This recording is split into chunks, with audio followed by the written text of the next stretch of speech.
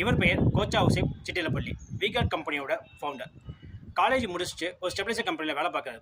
1977 தன்னோட 27 வயசில் தன் அப்பா கிட்ட 1 லட்ச ரூபா வாங்கி தன்னோட ஸ்டெபிலைசர் கம்பெனியை ஸ்டார்ட் பண்ணுறாரு. கேரளாவில் லேபர் யூனியன் பிரச்சனை அதிகனால கிராமத்தில் மகளிர் சுய உதவி குழுவில் இருக்க பெண்களுக்கு ஸ்டெபிலைசர் தயாரிக்க சொல்லிக் கொடுத்து மூலப்பொருட்கள் சப்ளை பண்ணி ஸ்டெபிலைசர் தயாரித்து செல் பண்ணுறாரு.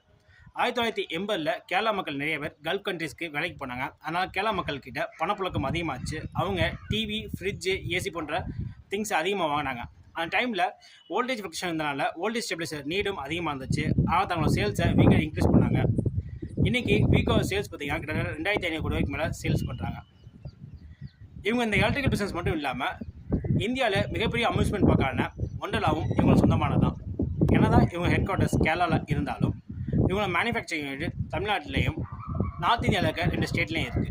இவங்க மட்டும் இல்லாமல் விகேசி, கிடெக்ஸ் போன்ற நிறுவனம் தங்களோட மேனுஃபேக்சரிங் யூனிட்டை கேரளா விட்டு வெளியே தான் வச்சுருக்காங்க.